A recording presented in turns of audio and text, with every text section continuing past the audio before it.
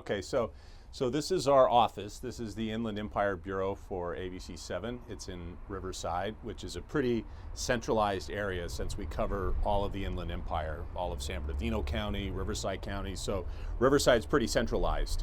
Later today, we're going to have to go to Victorville, so that's about as close as Temecula from here.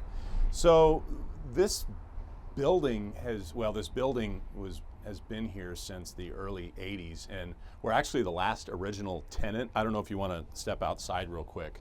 You know, this isn't a big fancy studio or anything.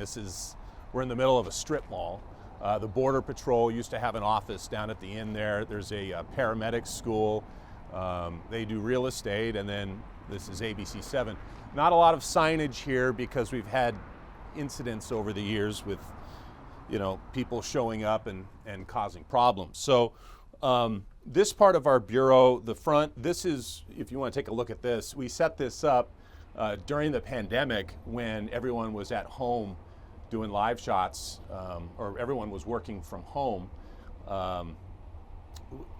You know, there wasn't a lot of chance to go out and about, although I worked the entire pandemic. I was only at home when I actually got COVID. So a lot of our live shots we did right here, and this is just stuff from over the years. Back in the day, we used videotape. I think a lot of people don't even know what that is anymore. Mic flags over the years, this back in the 1960s, and then those have obviously changed. Cameras, this is my predecessor, the late Bob Banfield. He was reporting here back in the 1980s. And then my photographer, Martin Orozco, he's not at work today. So I'll show you around. This is my office in here, and I share this office with my colleague, Leticia Juarez. She sits there, I sit here. Sometimes we do Zoom interviews, so we have that in the background. And then, you know, all sorts of weather gear. We've got, you know, rain jackets, fleeces of all shapes and sizes. You know, I have to have my winter gear ready to go at a moment's notice. So we have boots for the snow, we have rain boots. You know, we obviously have the logoed beanie. But you know, this is where we work. I'll show you around. Again, a lot of just memorabilia from over the years. My one photographer who's off today, that's his office. And then my other photographer's there. Don't look in here. But that's where we edit. This is my other photographer, Dave. Say hi, Dave. Hello. So we're getting ready to head out for the day. But this is the back part of the bureau where our garage is, where we keep our vans. This is sort of a utility van. You can't really go live with it. And then we'll step outside here just because the lighting, I think, will be a little bit better for you. But we have two different vans here since we have two reporters. This one, back in the day, the only way we could go live anywhere, again, this is before cell phones, before any of that technology, was something called terrestrial microwave. And that's where we would put these masts up, and we have towers on various mountaintops all around Southern California. You know, Mount Wilson, Santiago, Blue Ridge, and we'd have to beam the signal. We'd have to have line of sight to those towers. Then as technology improved, we came up with something called satellite, which is different. A lot of people look at those, they think they're satellites. This is actually a satellite dish, and that allows us to get live anywhere. We can put that satellite up and it hits, you know, or that dish up and it hits the satellite in space, and so we can get live from anywhere. That's where a lot of times if you're watching TV, you'll see a delay. You know that person's on satellite because it's not instantaneous. Microwave is instantaneous, satellite is not. So there's a third way to go live, and this really became popular about 5 to 10 years ago. And, you know, because everyone thinks, you know, you can go live on your cell phone, like people have Facebook Live, whatever, but, you know, obviously you can't send back an HD signal with any degree of certainty, or, you know, it's not reliable, especially depending on the cell phone system. But we have something called Dejero, and that's the brand name. The technology is, where is it? It's right here. And what it is it's a cellular bonded signal. So basically it takes the HD signal that we're recording and it breaks it up into 6 different cell signals, 2 AT&T, 2 T-Mobile, and 2 Verizon, I believe. And so that way, you know, if you're in an area where there's strong AT&T, it can, you know, use those primarily. If it's an area where it's strong T-Mobile, it can use those primarily. So it takes the video and audio and splits it up into 6 different signals, sends it back to the station, puts it all back together, and that's how we're able to get live. And we're, it's pretty good. It's pretty solid, and that's just using cell. The weak part about that is if you're in an area where everyone's on the cell phone, you can be in real trouble. So if you're at a sporting event, like, you know, an SC game, if you're standing alongside the freeway where there's lots of cars, you know, and everyone's on the phone trying to, you know, figure out why the traffic stopped ahead, it can really hamper that operation. So we're always trying to figure out, you know, when we want to go live somewhere, what's the best technology to use. This is how we edit. We edit everything on computer. So and here's actually, you know, I was talking about DeGero. This is the one up here that's built into the truck, but this one down here is actually a backpack unit. So back in the day when we went live, we had to wire up to the truck and we couldn't really walk around. But now with this backpack unit, we can get live from pretty much anywhere. We still use a big old camera. Sometimes I'm not exactly sure why, but it has a great lens on it, so you can really zoom in on stuff, which is something you can't do. Mike and we shoot on P2 cards, so they're like big SD cards, and then we can put it in there and do our editing a lot like everyone else does their editing. So that's pretty much the Bureau, and I've been working here since 2007. And it's great to have an office here because this way we can meet every morning, figure out what news to cover, and then head off to the location. So good morning, everybody, and welcome to the 2nd annual Trojan Spirit Streamathon. We have a very exciting day today because not only do I get to hang out with one of my best friends in the world, our announcer, clarinet alumnus, and field correspondent for ABC News. Everyone say hello to Rob McMillan. Hi, Rob. Good morning. Good morning, Jake. Welcome to our bureau in Riverside. So we're here in Riverside. You just gave us a great tour of the building and everything that went on, but tell us a brief history. What was your trajectory to get here into this location? Well, it started at SC. I was at the Annenberg School for Communication, got my broadcast journalism degree, graduated in 1999. And got my first job at a tiny bureau in Chico, California. The bureau was actually in a duplex, so we had a neighbor on one side, and on the other we had our bureau. Who was your neighbor? I don't even remember his name, but he was fun. He was not really a part of our plans. But the sales guy was set up in the living room.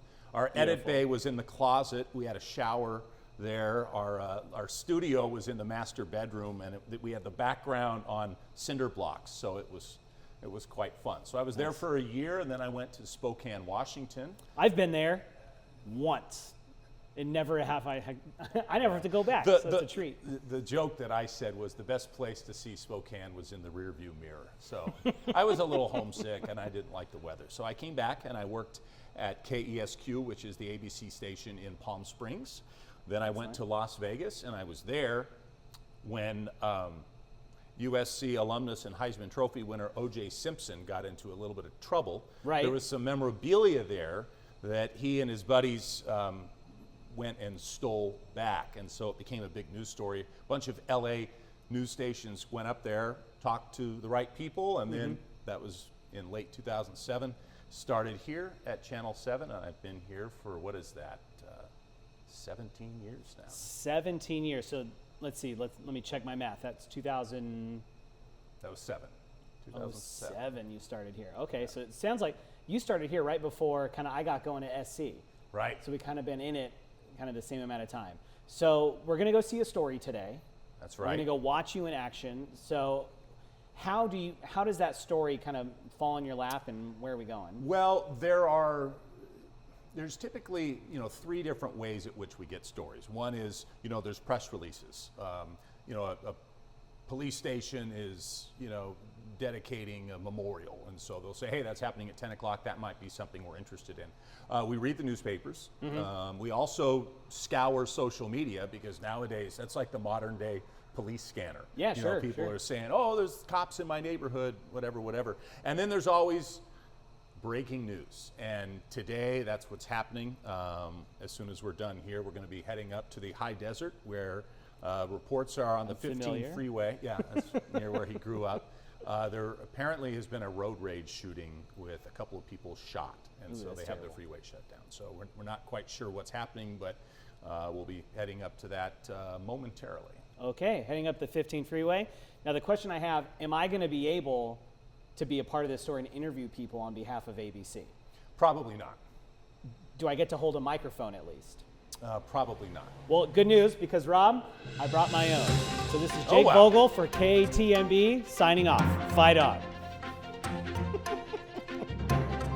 So we're in the car. We're about to head out up the 15 freeway. It's been closed, right, Rob? Northbound? Yeah, what we know is there was a road rage shooting, and 2 people were hit. They're going to be okay, but the other vehicle, a red vehicle, got away, and there's shell casings all over the freeway. So the CHP has had to shut down the whole freeway while they investigate this, which means not only do we have to, tell the story and do the news, but we got to figure out how the heck to get there.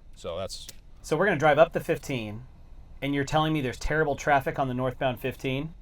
That's right. Well, lucky for you, I grew up in the high desert, so I know where all the back roads are. Hopefully not all the other goofballs are on the roads as well. So I guess we should hit the road and get it done, huh? Yeah, it's backed up in Devore, so. We're going through Devore. We're going to have a lot of time to talk. Here we go.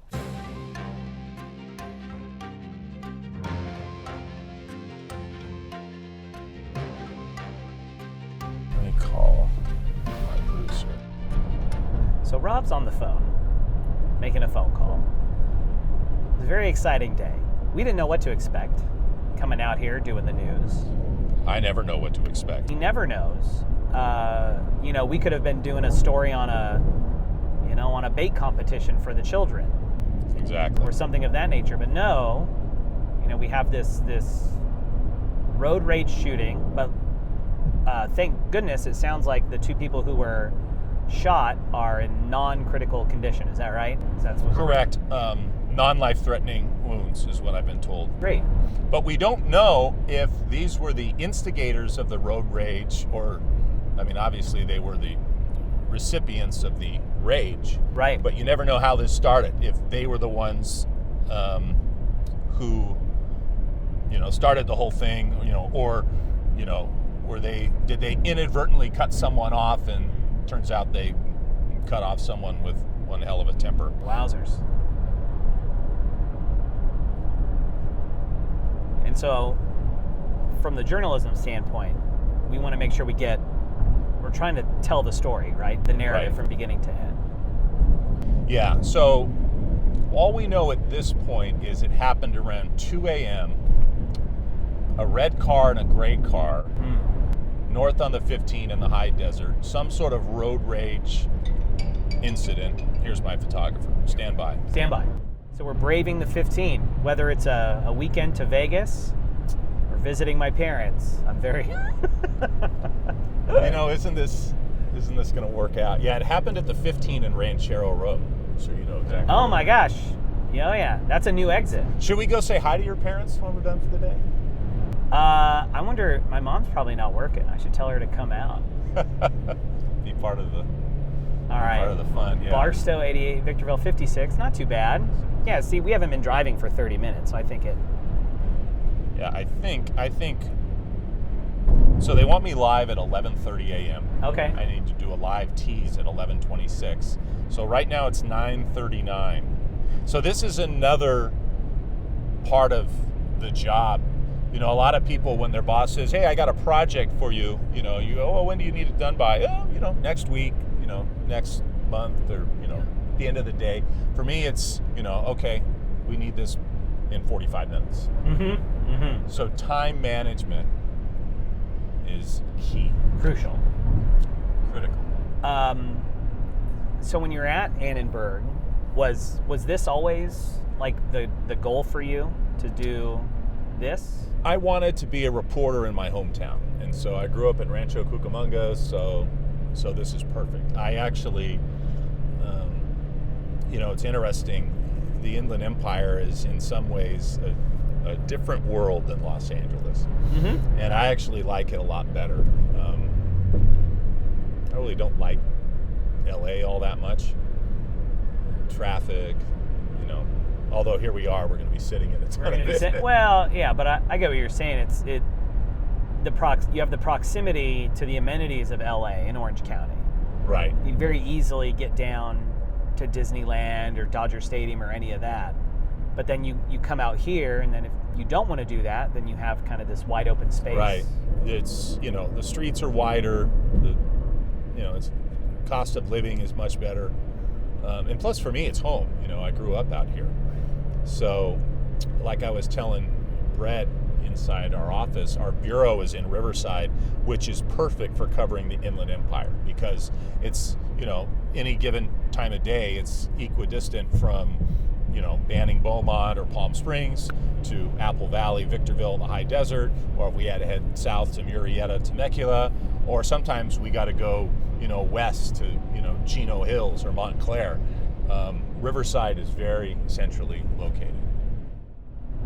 What's your favorite place to go do stories in the IE?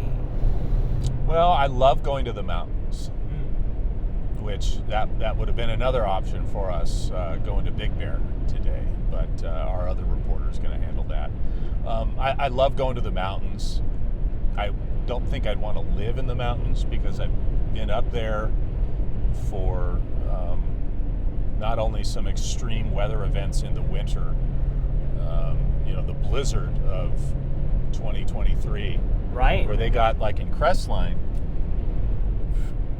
12, 14 feet of snow. Wow. And, Buffalo, New York, they'd have a hard time digging out of that. The San Bernardino Mountains in Southern California, there was just nowhere to put the snow. So there were people trapped in their homes for weeks. Yeah. So no, thank you. The other thing too is fire season up there. Some of the scariest fires I've covered have been in the mountains, because you got to be really careful, especially in a Santa Ana wind event, because it's not just covering the story, but you're mindful of your own safety because the fire can come up on you quick. You remember some of our competitors in Channel 4, they actually lost one of their news vans. Oh, wow. About 20 years ago because the fire had changed direction, and even the firefighters were saying, hey, get out of there, it's not safe.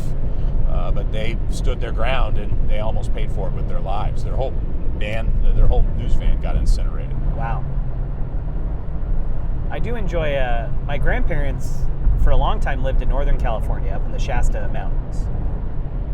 So I spent many a summer tooling around the mountainous regions of the state. So I too enjoy my time up in Big Bear. Arrowhead, we like to go up and take the kids around Arrowhead, feed the ducks. It's a good time. So they just reopened the freeway. So now we're going to try to get as close to the location as possible. It happened Ranchero Road, and so there's actually a good place to pull over. A lot of times what we'll do when we're doing stories on freeways is find a place to go live. This is going to be all residual traffic, so it'll take a while to get up there, but it's at least open now. So I'm thinking if we get off at Ranchero Road and then get right back on the freeway there and just pull off onto on that on-ramp? That's a safe place to set up. So here's a softball question. So you're at SC, you're in Annenberg, you're in the band, and now you're doing what you do. What are the lessons you learned in your time with the marching band that you think are most applicable to what you're doing today?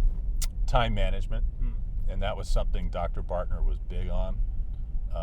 And I didn't know it at the time, but that's one of the places where I really learned time management because back in the day, if you were late well, let's just say this, you did not want to be late Sure. for any band function. I'm sure it's like that still today, but yeah, you did not want to be late. And, if my live shot is at, for example, today, 11:26 and 10 seconds, then if I'm there at 11:26 and 15 seconds, show's over. That's right. I might as well just call it a day. So you're always back timing things. Right. So if I need to be there at 11:26, I need to allow time to get suited up, get my IFB in my ear. I gotta allow time to, now I'm working backwards. So if we recorded a piece, we the start of the day, let me go back to the beginning. The start of the day, we go to the story, we shoot video, we interview people. When we're done recording all that stuff, we go and sit down somewhere. It's either at our office or in our news van. We can operate fully out of there. And, I do what's known as logging the interview. I'll look at my entire interview, I'll write everything down, and then I get a blank piece of paper or a blank, Microsoft Word document and start writing my story. I get that approved by one of our executive producers. And once I have a script approved, then we edit it on the computer. We've got to then feed it back to the station, and that can happen instantaneously, or if there's bad cell service, which I was explaining in the Bureau, that's how we feed material back. Sometimes it can take me 10 seconds to feed a piece back. Sometimes it takes 10 minutes.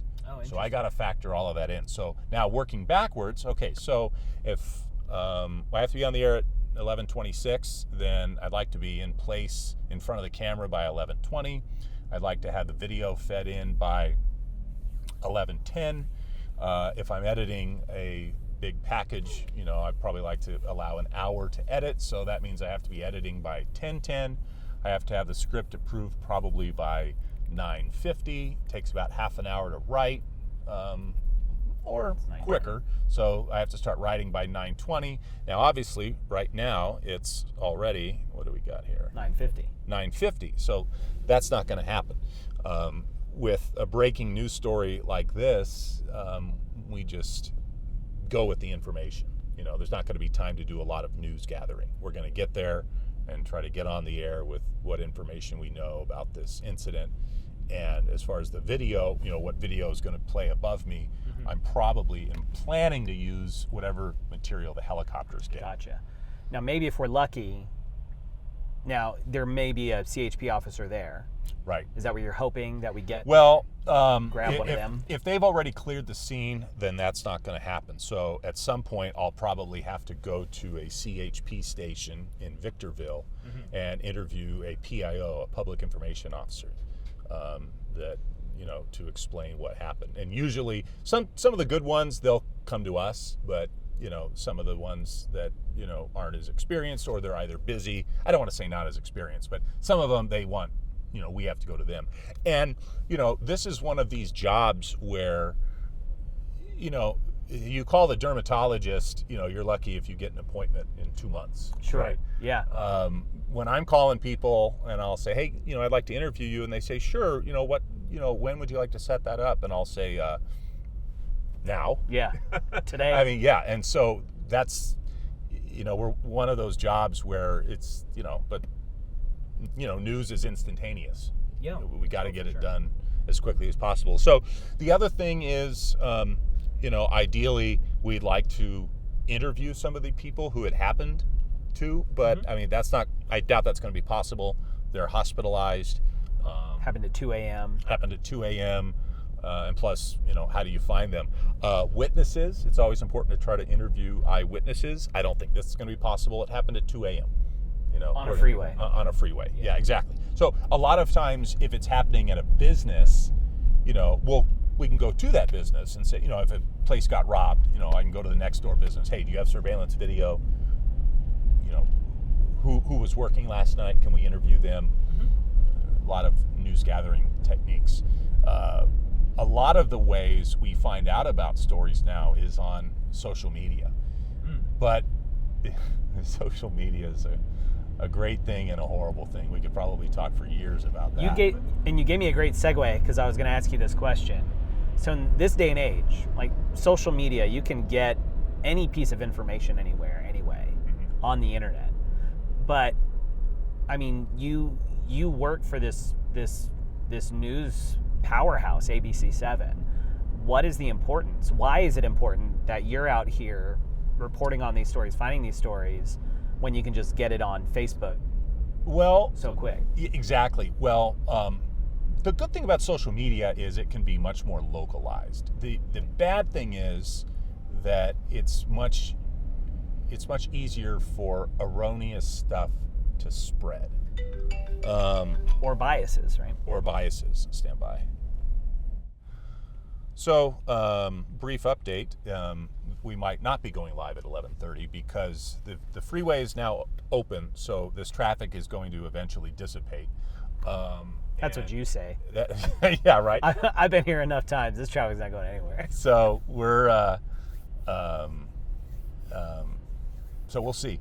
And also, fortunately, the victims in this case are in decent shape. So, but social media. Back to that. I'll give you, and I love sharing this example when I speak to people about what I do for a living. Right.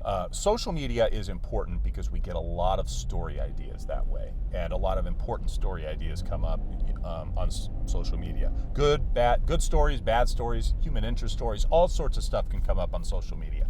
But a lot of BS can come up on social media. Oh, of course. Too. Yeah. I'll give you an example. So there's this video that comes out of a man being attacked by someone with a bat in front of a liquor store. And this guy is beating him down with the bat.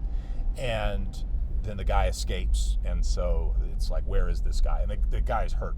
I think he was a homeless guy. And, just attacked for no apparent reason. And so, when the station calls me about this and they say, okay, head to San Bernardino, my first thing is, well, is this verified? No, that's part of what you got to do. So we go to the liquor station because, again, this video is now circulating all over social media. Sure. So it's becoming a thing. So I go to the liquor store, and I head in there and I find the owner and I said, hey, and I show him the video. I go, do you know anything about this? This happened right in front of your store. He goes, yeah, it did. About 2.5 years ago.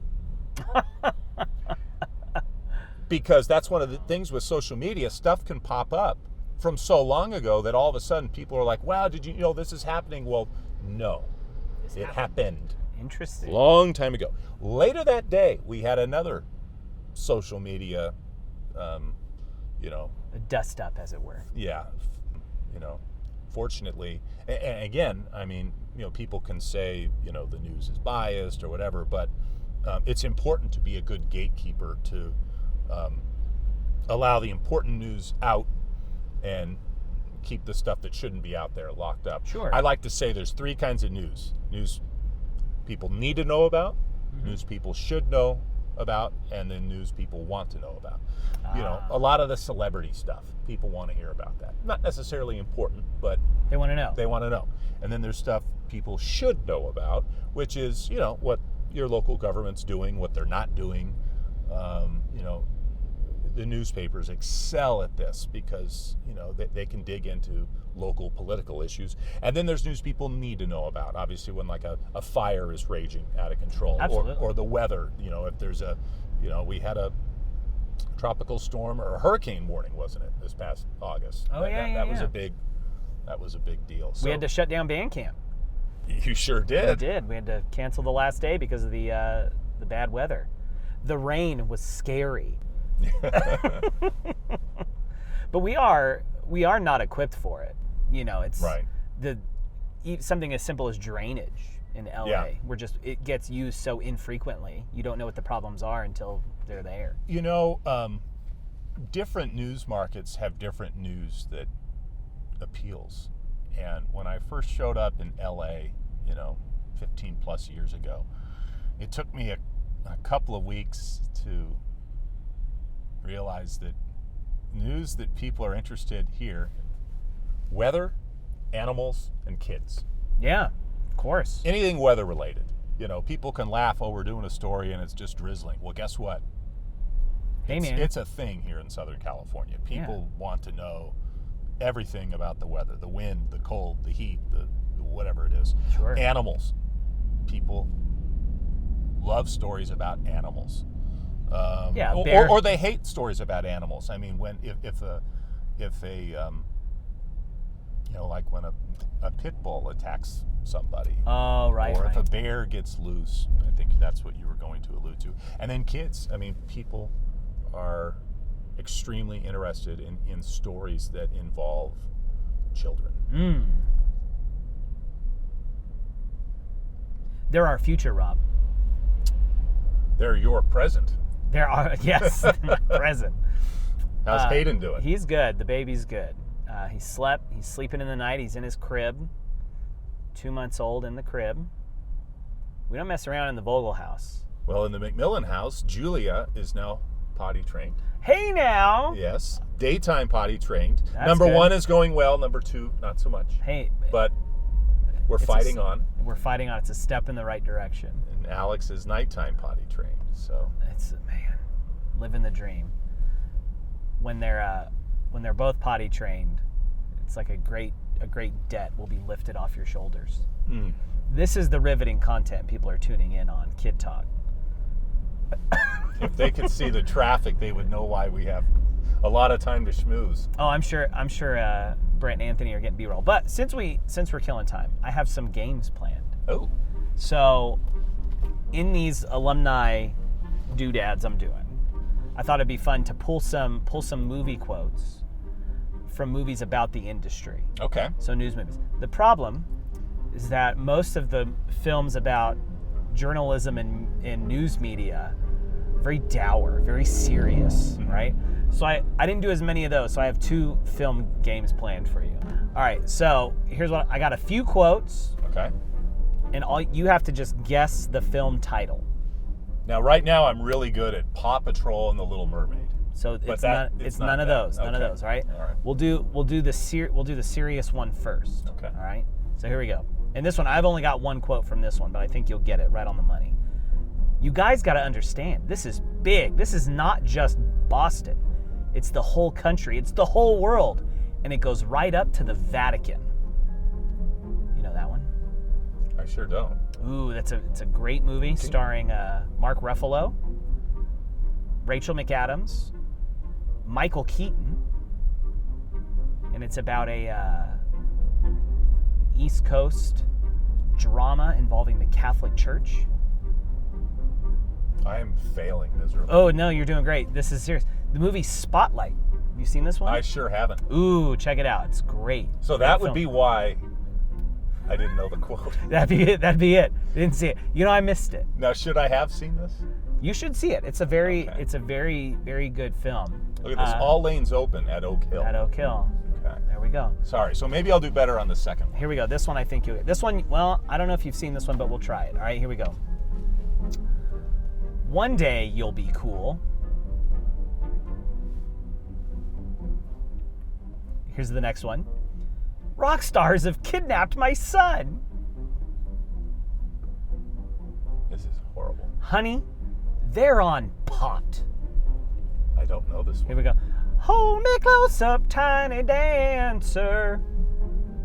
You know that? Does that help you? That's Elton John, right? It is. They sing it on a bus, on a tour bus. It's about a young man doing a story about a rock band. Kate Hudson. What's that other guy's name?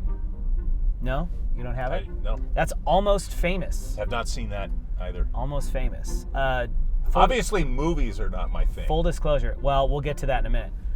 Full disclosure, I also have not seen Almost Famous. Okay. But it's just in my brain. Here we go. This one you might stand a good shot at. Oh, for 2. This is a 1992 film starring Christian Bale as a young lad, young tyke, wearing a particular cap, if that'll help. I'll try. I don't want to do the accent. There's a lot of people out there, and they ain't just gonna go away. They got voices now, and they're going to be listened to. Putting them in jail is not going to stop them. That's the power of the press, Joe. So thanks for teaching me about it. Extra, read all about it. Ellis Island in flames. You know, if you gave me quotes to James Bond movies. We'll get to James Bond. Don't Okay. give it away. Don't give it away. The particular cap. These little boys that sell newspapers, and they wear caps. Oh, Newsies. There you go, Newsies. Have not seen that. I've seen the play. I've seen the play too. Yeah. All right, these ones you will get. I'm convinced you'll get this one. All right. Let's see. What's a good one here? So tell us, so this is dialogue. So I'm doing 2 parts. Okay. Actually 3 parts, but you'll get it. You'll get it. So tell us, Mama, why make Buffalo's biggest cookie? Well, man from health department say he find rat pellet in pastry, but I say no, it's big chocolate sprinkle. But he shut store down, so we clean up, make big cookie for us to bring customer back. Let's try that again, shall we? Beep beep. So tell us, Mama, why make Buffalo's biggest cookie? So all the children in the neighborhood will be happy? And isn't it nice to see all their smiling faces? I work in back, I see no smiles. Not a clue. And that's the way the cookie crumbles. Nothing? That's Bruce Almighty. Bruce Almighty. Starring Jim Carrey. Oh my gosh, you'll like that one. That's a great one. Jim Carrey, Jennifer Aniston. What's neat about that, it's a Universal picture. And they filmed a lot of it on the Universal backlot. Mm-hmm. But if you've ever been there, because they didn't really dress it that well, you can tell, like, okay, I've seen that on the tour. I've seen that on the tour. You just know it's Universal. All right, here we go. That's where Back to the Future was shot too. Right? Exactly, Yeah, exactly. The courthouse. This one you'll get. They've done studies, 60% of the time it works every time. I'm not gonna lie, that smells like pure gasoline.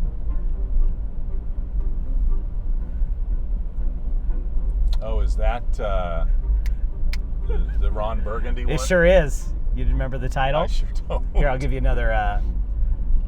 I'll give you another one. Here we go. Well, I could be wrong, but I believe Diversity is an old wooden ship that was used during the Civil War era. I don't remember the name of it. But Trojan alum, Will Ferrell. Will Ferrell. Yep. In Ron Burgundy. Ron Burgundy. Here's a last quote for you. It's Anchor Man, not Anchor Lady. Does that help you out? That's the Ron Burgundy one. Yeah, Anchor Man. Anchor Man. Give me a quote. So there you go. This was news film quotes with Rob McMillan. A round of applause. A round of applause. Well, I got one of them by accident. You got one of them. Well, no, I got the Ron it. Burgundy one. You I just had didn't it. get the title of it. You had it. And the Newsies, I got you there. Remember, games are supposed to be fun. So, because the news movies are so serious and dour, but I know you're a big James Bond fan, big time. So I thought it'd be fun to sort of quiz you a little bit about the order of James Bond films. Okay. Do you want to know the order? Oh, I have the order. Okay. So what I'm going to do? Dr. No, From Russia with No, Love. hold on. Well, that might be. We'll do that at the end for coverage. Okay. But what I'll do is I'll give you a pair, and you tell me which came first. Okay. All right? Go. So we have Live and Let Die and The Spy Who Loved Me. Live and Let Die. Okay. Moonraker and Octopussy. Moonraker. GoldenEye, Tomorrow Never Dies. GoldenEye. On Her Majesty's Secret Service, Diamonds Are Forever. On Her Majesty's Secret Service. The Man with the Golden Gun, The Spy Who Loved Me. Man with the Golden Gun. Hot damn, see? Is that good? Oh, you're nailing it. Skyfall or Quantum of Solace? Those are the newer ones. I think it's Quantum of Solace. You think correctly, it is. Fun fact. That guy's never going to live that down. So tell us about the fun fact guy. So we have it on tape forever. Oh, this was great. So Was Rice, this was right? the opening home game 2 years ago. Rice at USC.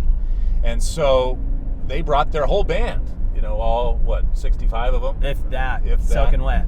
And so, I'm up in the press box getting ready to do the announcing. And Jake says, hey, Rob, the announcer's heading up. Apparently, he also plays sousaphone. And he wanted to bring his sousaphone into the press box. Makes sense. And you were saying, no, I don't think that's going to work. So he comes up, and, he was relatively young, and I found out that he's actually a current student at Rice. And so I said, well, how long have you been doing the announcing? He goes, this is my first game. And he looks out of the press box and he goes, wow, this is really big. I'm like, yep. And I said, do you want to take your seat? And it looks like your band's getting into position. He goes, do you think now's a good time? I said, yeah. Sure do. And this poor guy, he was so good. He says, well, I'm waiting for the cue from my news director, but I can't seem to find him. Can you help me find where he is? And I'm like, I don't know what you're, not news director, band director. Band director, yeah. News director. I said, I don't know what your band director looks like, but I'll try to keep an eye out. Usually he's going to be standing on the ladder or something like that. And he goes, okay. He goes, do you think I should get my glasses? I said, well, if you need them, now's the time. And he's like, I can't see him. He goes, do you think I should text him? I'm like, well, your band's all out there. I think maybe now's just the time to go. I said, wait a minute, that guy standing on the ladder, he's pointing at the press box. I think that's your cue. And he says, okay. All right. He goes, I've never been this nervous in my whole life. And I said, okay, guy, come on. You got this. You just got to press the button and talk. And he did great. He did great. He nailed it. Now, the reason fun fact comes up is, we were talking beforehand, and, I would ask him questions about how he was doing, and everything he would say was prefaced by, well, fun fact. Yeah. So. How was your day at school? Well, fun fact, I made it to all my classes. So back to James Bond. James Bond, Quantum of Solace, came out the summer of, do you know what year? No, I wouldn't. I'm not that good with the new ones. It's probably 2010? Close, 8. 2008. Okay. The same summer as The Dark Knight. Okay. The reason I know this, that summer I worked at a movie theater. And I was all excited. That was my very first job, was at a movie theater. Really? Yeah. What'd you do? I was an usher. I sold concessions. Yeah, that was a step up from the ushers, at least back in the day. Concessions was, at this time, at this theater, everyone went through concessions. That's where you started. Because I think that's where they figured out if you could be self-sufficient. Because there's always something to do. There's always a surface to clean. There's always something. Yeah. And, but you got to remember, most of the kids working there were what, 16? 15, 16, yeah, like in that age? For me, it was my first job. And back then, we're talking 30 years ago. It was just much more sexist. If you were a man or a boy, or if you were male, you were an usher. You cleaned the theater. I see. If you were female, you worked concessions. Well, looky there. That's how it went, and we had no choice in the matter. But when I was hired, it was they're all teenagers. I was in college. I was already 22, I think, at the time, 21, 22. So I was older. All the assistant managers, I was about the same age, and they were all like, "Why do you want to work here?" And if you remember 2008, that huge recession. Yeah. I needed gas money. Right. More than anything, I'm like, I need some extra income. So I'm there, and they liked me but I always found something to do. But 2008, Quantum of Solace, those were our work shirts, had that on the back. Quantum of Solace. And I was all excited because this was the first movie I was going to be able to get people free tickets. Come see this movie. And it's my least favorite Bond movie. It's such a dud. Yeah, I didn't like it. But that's what's fun about that one. I do like Skyfall. I do like Goldfinger is fun. Is Goldfinger, is that where he chases himself in the mirror with the car? Like he's driving down the road, and then he freaks out and he turns and he realizes it's just a mirror? Yes. That was the third James Bond film, Sean Connery. It was. My favorite is The favorite? Living Daylights with Timothy Dalton. And I have a theory, and it's only because it came out in '87. That's the first James Bond movie I saw in the movie theater. Wow. I was 10 years old. And I have a theory. Everyone always says, oh, Sean Connery's the best. But most of those folks who say that He was their baby first. boomers. Yeah. So anyway, you're on to my theory. The first James Bond you see, that's the one you think is your favorite. Is that true in your case? Almost true. Because the first James Bond I saw would have been Pierce Brosnan. Oh, okay. So it would have been him in, I think probably Tomorrow Never Dies. Was probably the first one I saw. That's his second one.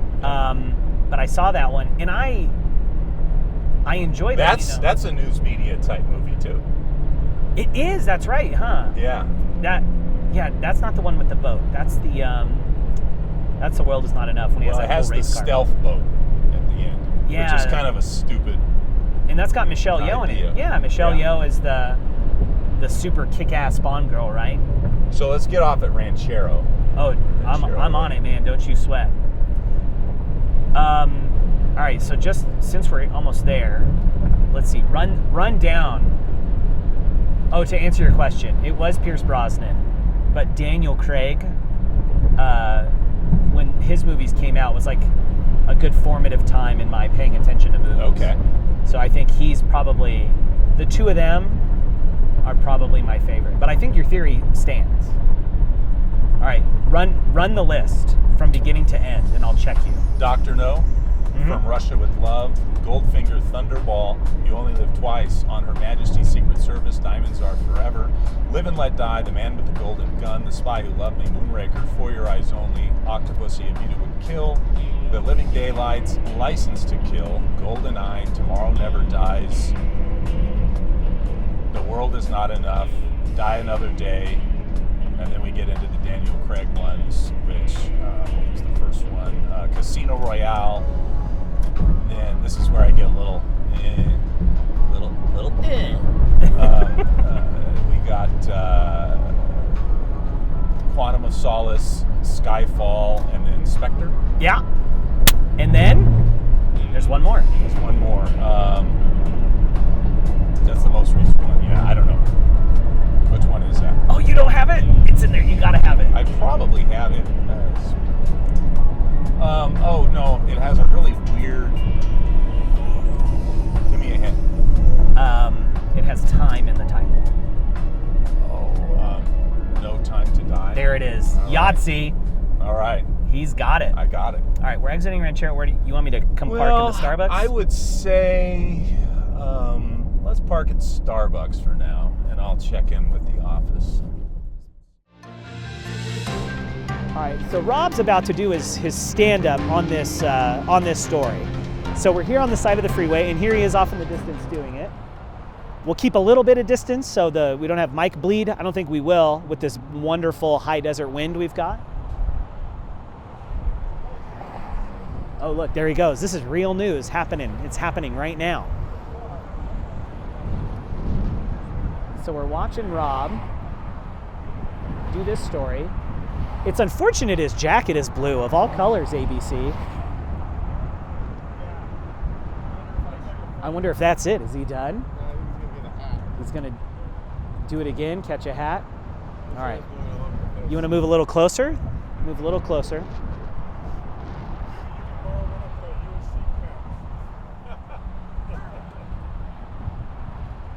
It's unfortunate the jacket's blue, Rob. Right? So it's the van, yeah.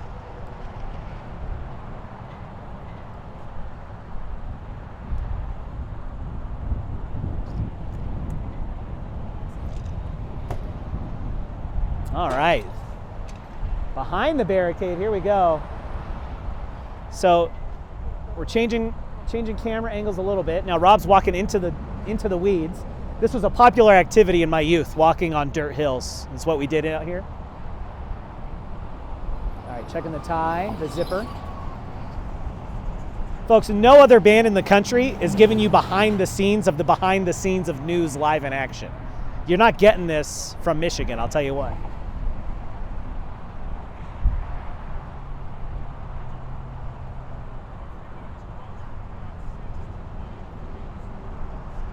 God, what a professional. Look how good he looks given the news, huh?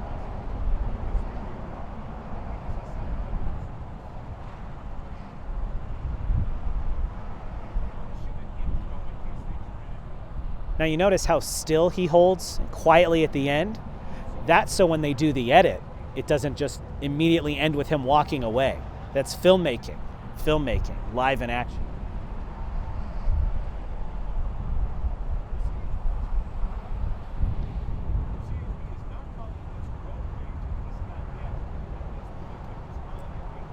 The CHP is not calling this road rage, at least not yet. This is Rob McMillan, ABC7 Eyewitness News. How do you think he did? If we scored that, Brett, what would you give him on a scale of 1 to 10? 10 plus. 10 plus, for sure. Anthony, what would you say? How cold are you, Anthony? I'm cold. Anthony's cold. Look at that. You wore basketball shorts and sandals. You're one Hawaiian shirt away from Tony Fox over there, man. All right, I think he got it. Did you get it? We got it. All right, he got it. Now it's lunchtime. Now it's time for lunch. We'll break for lunch, and we'll see what other stories we can drum up here in the high desert. Fight on. Yes, sweetheart. So we're up here in the high desert, Hesperia, California, right outside of the Hesperia Police Department.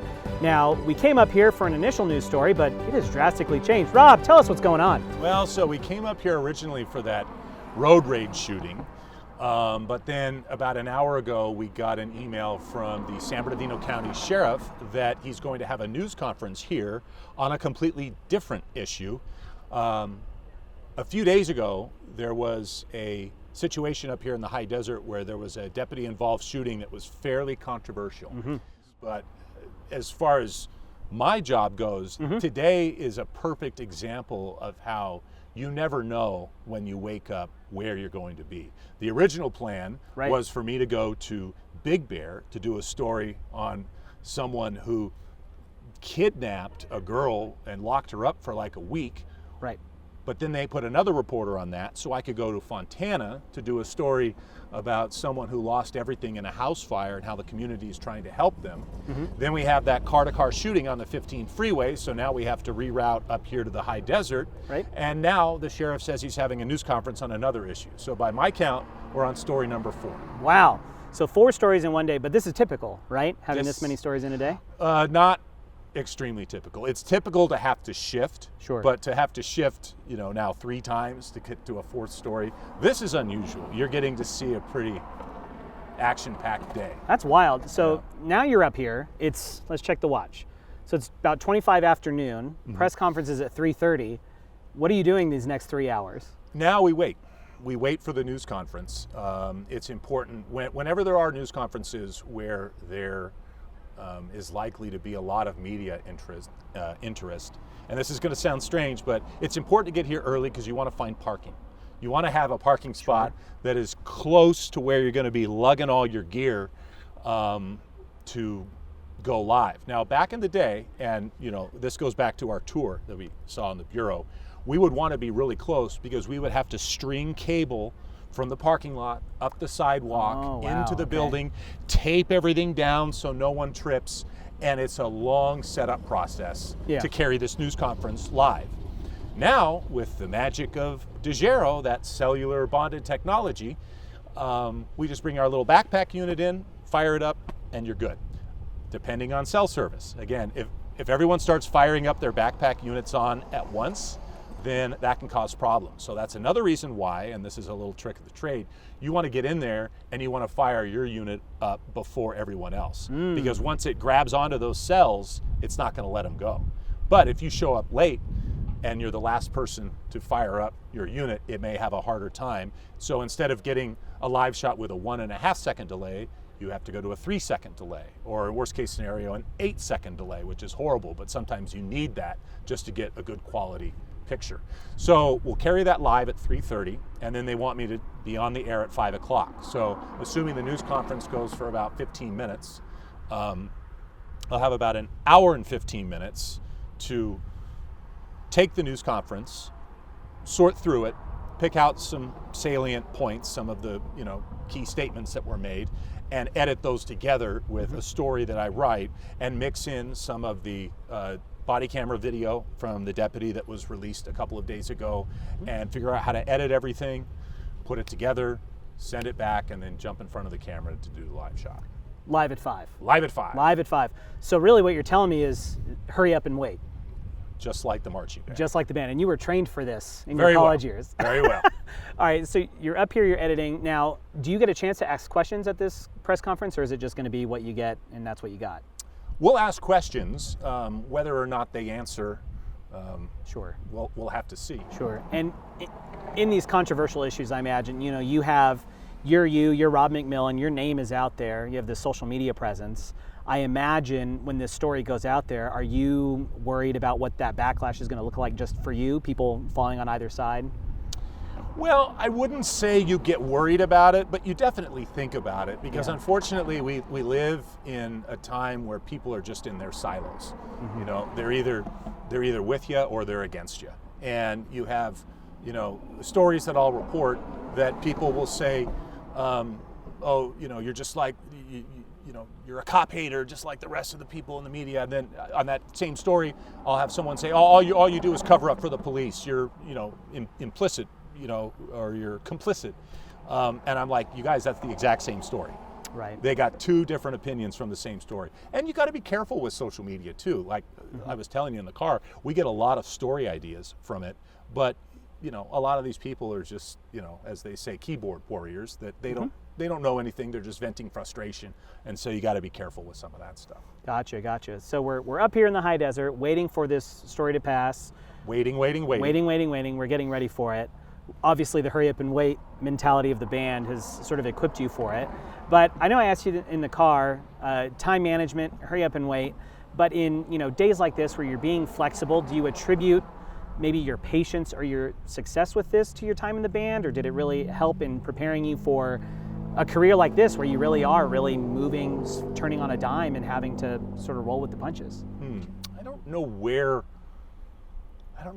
I got that. I think that, time management I definitely got from the band. And that's a key portion of this. As we talked about in the car, it's not just getting on air right on time, but I've got to manage everything leading up to that. Right. And we're not talking about something that needs to be done in days or weeks. We're talking about something that has to be done in hours and minutes. Right. As far as the flexibility to just turn on a dime, that frustrates a lot of people. Even a lot of people in this business, you get frustrated. Like you work all day on a really good story that you're real happy with. And then guess what? You got to flush it down the toilet and go to another story that you might not like. Or a car chase comes up. Or, we'll be standing around to go live and a car chase comes up and they say, stand by. And it's cold and it's windy and we're standing by. And I'm like, can't we just get this chase over with? And that's what I always tell people. They go, when's it going to be on? I said, well, 5 o'clock, unless there's a car chase or a fire, and then all bets are off. So, right. Yeah, you do have to have a lot of flexibility. And that's something that I've always been patient with. I would say, I don't think there's anything in real life that has taught me how to deal with it better in the business side of things. But dealing with it on the business side of things has helped make me better in real life. Great. So when, we're heading out the door, taking the kids to preschool, and all of a sudden there's an accident, and now we're running late, and we've got a little cleanup in the bedroom. Sure. I'm okay with that. That sounds good. That sounds good. Rob, is there anything today that all these alumni out there, they're tuning in today, this Streamathon, helping raise money for the band. Is there anything you'd like to say to these folks to encourage them to continue in supporting the Spirit of Troy in all our endeavors? Well, I will say that I don't know what it is that I learned at school that helped me prepare for these moments, but I will say it's the Trojan family that really helped me into this position. As I was being hired, my news director at the time was asking me how often I got back to USC, how often, and it was really, really important to her. And having that connection with, where you gained your education and the people who helped you along the way is so important. And it's, kind of not what you know, who you know. The Trojan family connection has helped me out in so many ways, even with story contacts. It's amazing how I'll be somewhere and I'll find someone and they go, oh, you went to SC? Okay. And then they give me something that they probably wouldn't have before. Yeah, that's great. Well, as we conclude our segment with Rob McMillan, thank you all for tuning in to Day of Support. I really appreciate you following along, watching with us all day as we go on this wild, what an adventure we've had today, Rob. I bet you didn't know you were going to be up here in your hometown. I did not. This was a happy accident. But thank you all for tuning in. Big thanks to Rob. We'll throw one of those down. Thank you so much. Fight on. And let's keep it going. We've got a lot more segments in store for today. We've got some live shots. We've got some entertainment going on. So continue to tune in. Continue to stay on the website and keep track. And from KTMB, signing off from Hesperia, California, fight on. Fight on.